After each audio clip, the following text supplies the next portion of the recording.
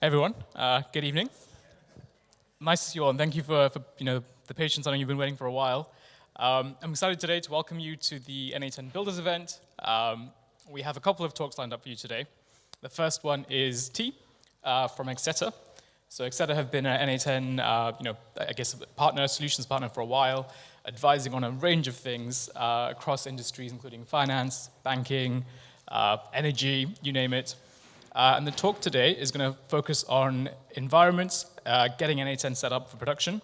I'm looking forward to seeing what T has to present. T leads the n8n solutions practice at Exxeta. Over to you.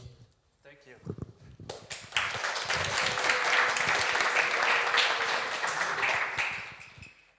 Thank you so much.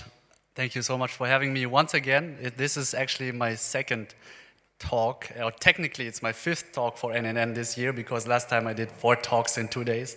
But it's amazing to be here and amazing to see so many of you interested in hearing about environments, right? Because I know this is a very dry topic, and I hope we all agree on that. But actually, one of my friends asked me a few weeks ago, why did you choose that topic? And when I got put on the spot on that day, I told him, because I have no other topic to talk about, right? So that was my honest answer, but it made me thinking, why did I choose that topic? And when I thought about it, at that time as solution owner at Exxeta for n8n,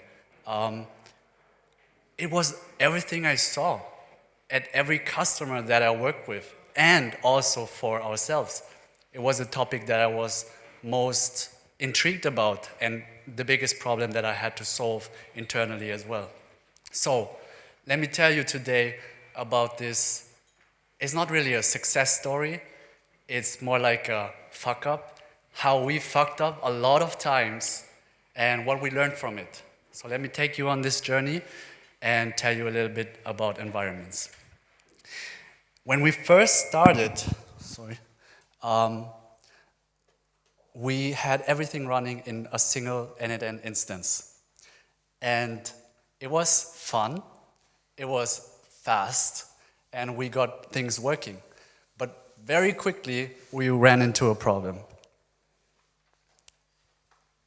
Many of you might know what this means. Well, it's the famous last words of any engineer working at any company. It works on my machine, but now production is broken. And when development and production are tightly tangled, it just creates stress, it creates downtime, things can break. It's not good. So our first brilliant solution was this. We took every workflow and copied it into a new folder, calling it prod. That was it. And it worked. It worked for a while. A week, maybe, before things started to go south again. But be honest, guys, who has been here or has done something similar? Like, can I? All right, okay. See, we're all in a boat here, right? It's not the best start. It's terrible, actually, to be honest. But it's a human start, right? Something that you can start with and get experience with. So let's talk about why this is so terrible and why enterprises really care about production or staging in general. In a world where things have to run with business critical data, also with a lot of users and traffic, things have to go smooth in some kind of environment, while other environments are meant to be playgrounds, right? You want to play around, test your code, and just invent things sometimes. And that's why really distinctly separating environments is also about compliance. It's about controlling your data, controlling privacy, controlling monitoring as well. You have scaling, because if you're alone, you can do the solution that I told you about with the prod and the dev copy, but if you work with teams, that's when you need environments and you need staging. And collaboration is kind of the same, but you need some test environments so people can really test their code before it goes to production, and it also a review process again, right? So I'll tell you a story about one of our clients that in my very early times, when I was first working with the first clients with n8n, one of the biggest automotive or like car manufacturers in Germany, I won't say any names, but you might know who I'm talking about, told us about their problems or basically their vision. They wanted not only, like in a general setup, you would have one n8n instance, and that is connected to different data and different systems that teams need to access, right? But in their organization, they want to have one single instance for each team because they don't want any team to see the credentials, the data, the access to tools from other teams. So for them, environments were not a technical question. It was about organization, right? Okay, so what does that mean? Basically, there is no perfect setup. There is no perfect environment, scaling, production, whatever. It's all about you and your culture and your fit and also your maturity, right? Inside of your company, what's going on, you need to find that out. And that's interesting. So from someone who is so overprotective about their data and inside of their own organization, how did we do it? Well, I first started with my team at Exxeta with this use case. This was our first use case. Right after I went back from We Are Developers, when I last talked about n8n. And this is the HubSpot deal enricher.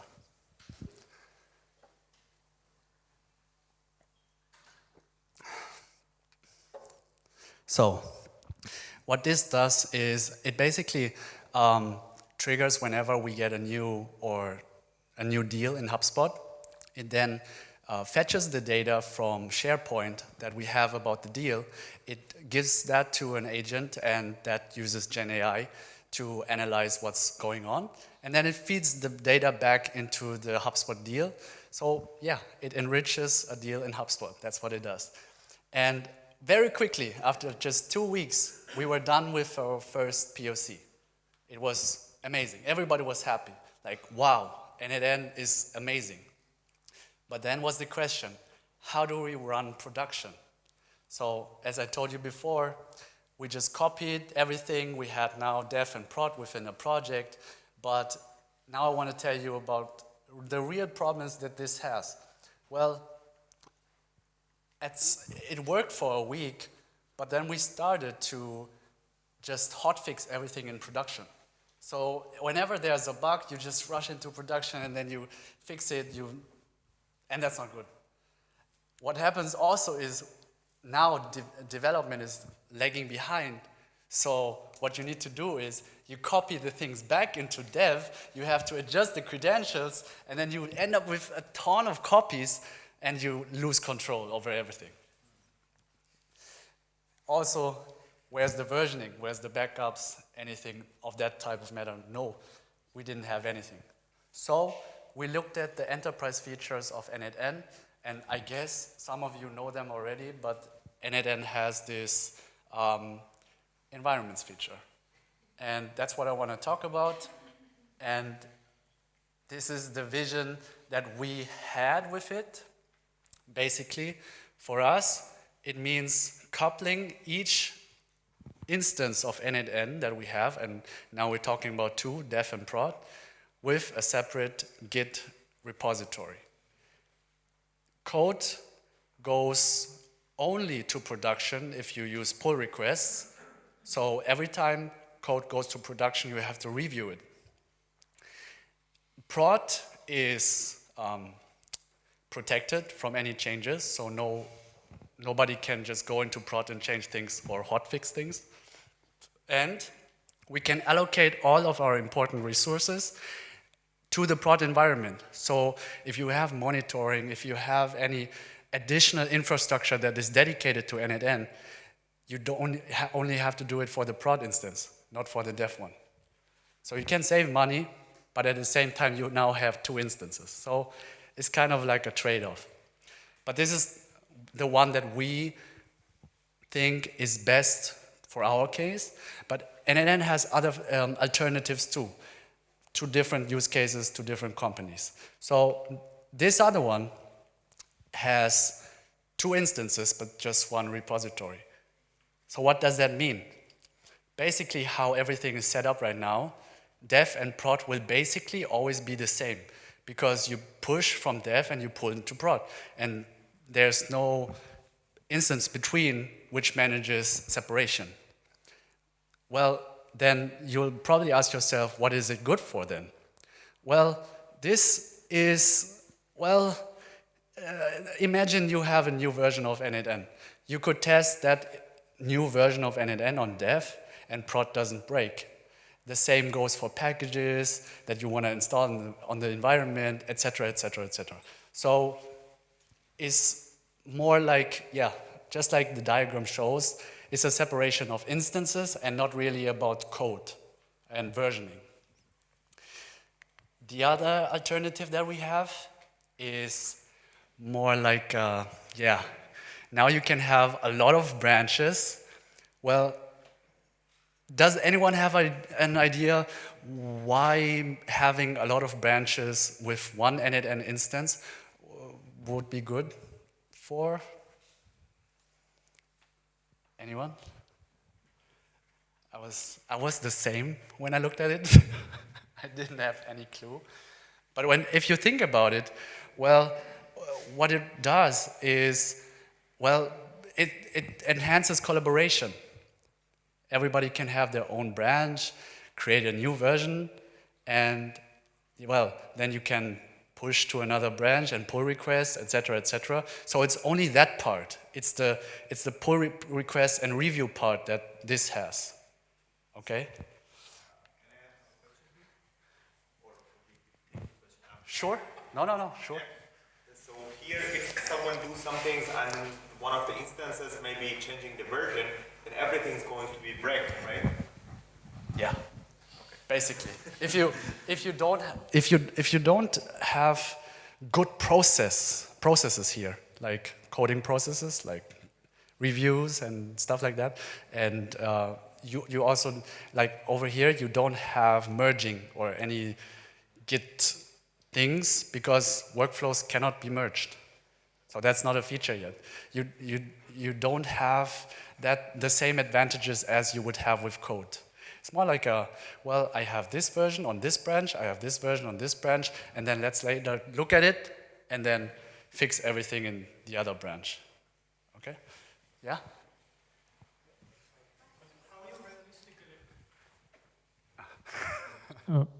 Can you hear? Oh, okay. How you realistically work on different branches if you are using a single n8n instance? Well, that's a good question. Well, yeah, just shut it off. That's the solution. No, well, in n8n you can link the different branches, and then when you push or pull, you can choose the branches that you're working with. So basically. So we are talking about enterprise version, which allows. Enterprise. Okay, exactly. okay, I see. Yes. Yeah, thanks. This is an enterprise feature, so yeah, it's behind a paywall, for sure, yeah. But, I mean, yeah, it works. It's not bad. And there's one more option, a good one, the one-to-one. So here we have one instance and one branch. That's it. Any ideas what this is for? Or what this does for you? But your development is somewhere else. Yeah, it's somewhere else, it's saved. You have a history right? And you have a history in n8n, but this is a little bit more reliable, right? It's like a backup. So that's basically it. I'll be honest. But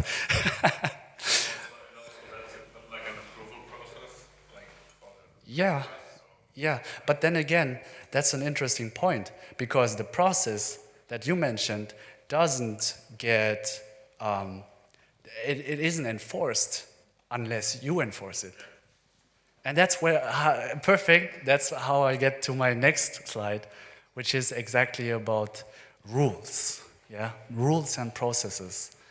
If you, or let's say, talk about us, because you have your own goals, you have your own vision, but for us, we talk not only about tech, but we talk about governance and processes. We have now a playground, we have 3 levels. A playground environment, test, and prod. Test and prod, you cannot reach it unless you have certification.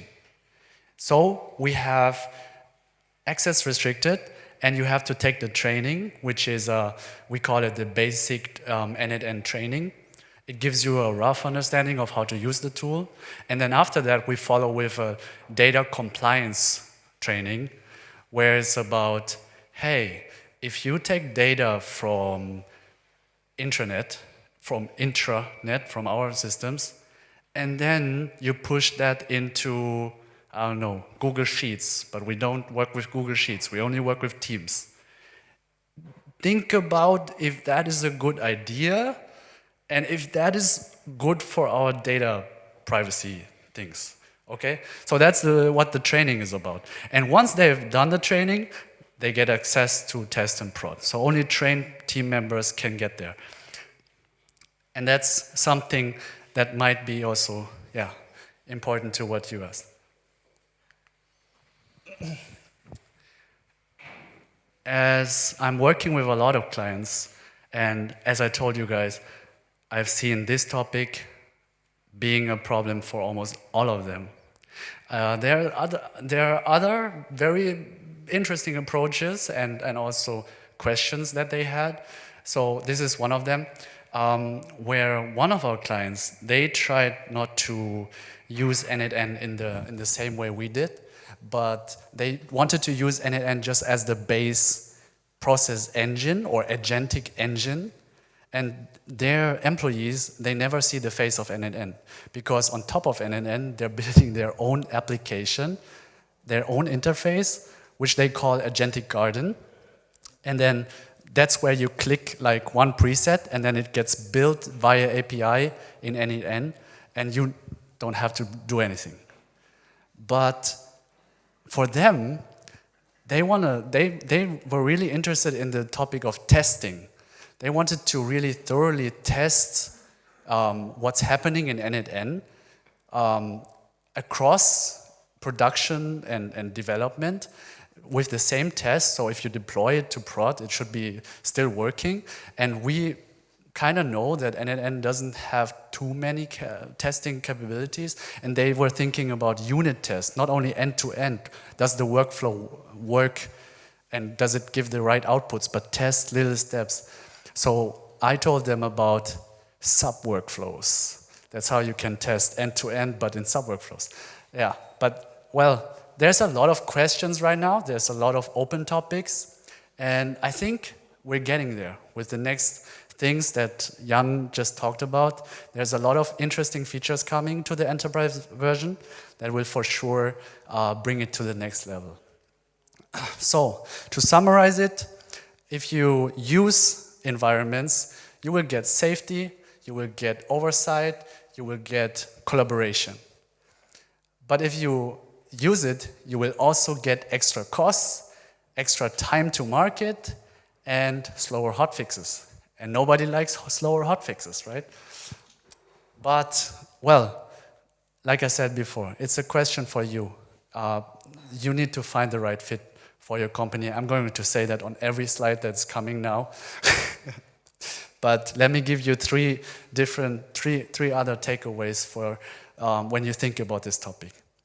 Everyone starts crappy, and that's okay. all right? Environments are not just a technical design, it's organizational. And the perfect setup is the one that fits your company's maturity and your company's culture. See, I told you, I'll say that on every slide. We're not done. So I'm not going to tell you about the perfect world scenario. We're still on our journey. And that's exactly what it is. It's a journey. So don't be afraid to just jump in there, start scrappy, find your learnings, and I hope that at the end of the day, we can, I hope at the end of the day, we'll get good new features in the next versions of the Enterprise, so everything is solved.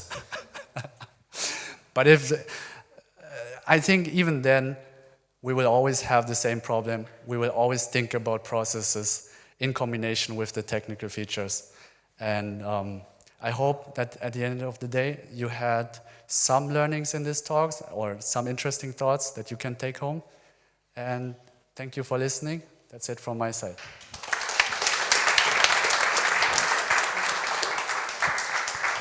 Thank you so much. Really insightful, and thank you for walking us through what you've learned about implementing environments in real-world environments, should we say. As a small gesture of our thank you, we'd like to present you with this little TV. You can actually turn it on, and it will display some of our recent YouTube talks. We'll get it loaded up with your talk very soon as well. Thank you so much. Before T leaves the stage, any questions, though, from the room? We've got about 5 minutes. Sure, over there. I'm going to try and... Do we have a mic? By any chance? So shall I just pass this?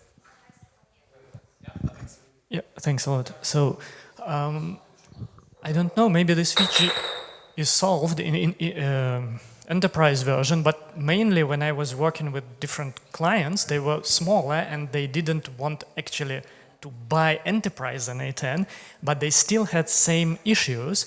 And I think one really unsolvable or difficult topic is how you pass webhook, incoming webhook request to a necessary environment. Because if you're pulling data, you can copy-paste or create a workflow, test it on your data, and it works. But for example, some companies or some teams may have Slack as their corporate communication tool. And Slack can send messages via webhooks. And the question is, how do you ever test the workflow when Slack only has a single address?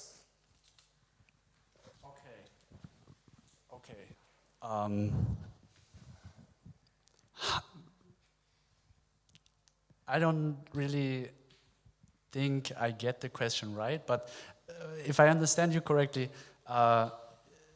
you're talking about the Slack API, and that calls your webhook, and that's where your trigger starts, right? Yeah, it's an example. Then there is an external system, and it has only a single point of entry, so to speak. But you have two environments, and we want to test on live data. Yeah, so. All right. Yeah, help me out here. Just one of the things we did in the past was the exact same thing. I wanted to test them. I created a separate app in a different channel, connected one up to my dev environment, one up to my test, and one production. And that means it only triggered off my production one. So same thing, I've replicated 3 different environments. It's extra setup and credentials and all that type of stuff, but that's how I did it. So I could test different ones. And then every workflow has a different channel, so that I don't have all the messages going into a single channel as well. So that's how I did it. I'm not sure other people can add how they did it. Yeah, thanks a lot. Yeah, just to add from my side how I solved it, there were basically an easy way. You have a single workflow which receives webhooks and does nothing but routing. So you can have some sub-workflows, and then you can have a switch like, okay, today we are doing testing, so we are sending actual data onto sub-workflows, or you are just copying. The main system runs as it is, but when you activate testing mode, your testing environment starts receiving the same webhooks from a parent workflow. That's smart. You see, that's where we are different.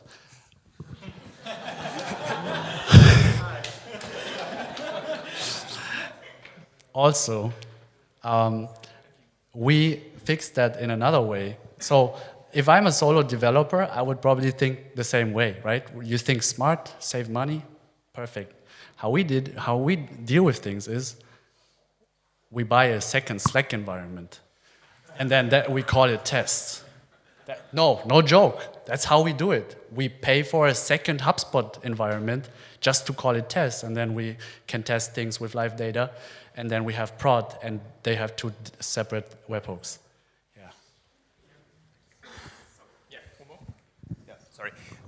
So the solution that you said, it's behind the paywall, right? You need to have the enterprise. But if you do not have the enterprise, but still you want to have two basically environment, how would you do it instead of the copy pasting? So is there any other suggestion that you might have?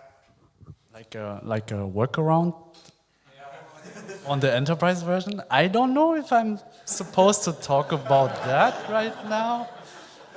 So how do I? Sorry, what? The community, I mean. Yeah. Well, this is the enterprise track, though. So, Happy to give a short answer. sorry, what? Happy to give a very short answer. Yeah. I probably You should. go ahead. I mean, You I go look ahead. after customer success, so I may be shooting myself in the foot here a little bit. But you can, of course, still back up a community n8n instance to a GitHub repository using a workflow. So you might be able to have one of the frameworks that T showed here with each instance backing up to its own repository. But of course, there's many more reasons beyond environments. You might want to look at n8n Enterprise as well. Yeah, you could do that. So, any other questions? Do we still have time? Sure. Melinda, are we okay for time, I think? Yep, quick question. One of your slides mentioned GitLab specifically, but I assume you also support GitHub or other Git repositories. Okay. It just has to be SSH. So if you do the HTTPS, it doesn't work. And that's actually a big, interesting. It was a big thing for us because. Cool. See, that's why I'm here. We're doing something good. No, but we had to work around it, not around it, but we had to set up the Azure environment so it had a certain out IP, and then only then our GitLab allowed the connection over SSH. So it was I had 3 days IT working on it. It was pretty much a problem. So think about it before you do it. You need to have SSH. Or soon, update fix. Perfect. Nice. Maybe one quick question. I'll go to the gentleman over there, and we'll come back later if we have time.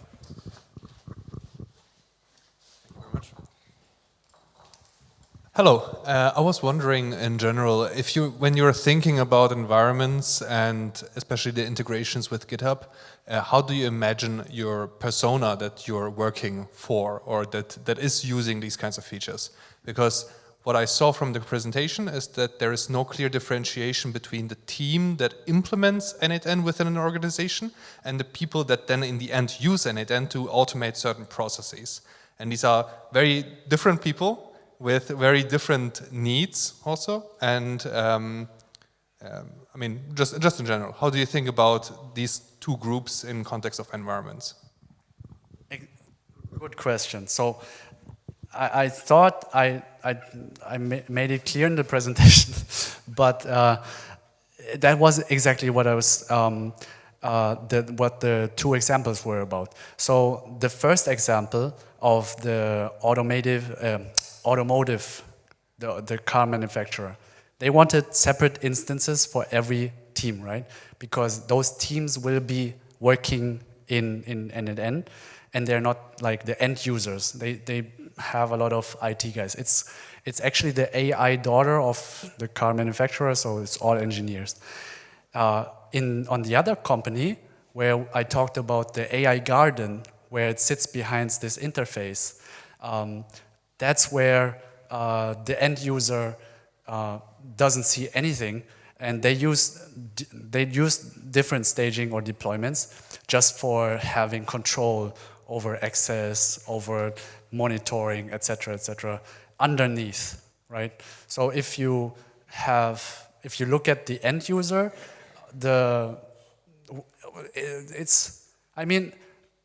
you could also have a setup where you have dev and prod, and you let people test workflows or anything on test. So again, it really depends on your setup, how you want to involve n8n into your structures, and how you lay it out for your people to use it. I know it's not a very good answer, but it really, really depends. That's the short answer. We'll wrap up there. T, thank you so much once again, and thanks to the audience for your questions.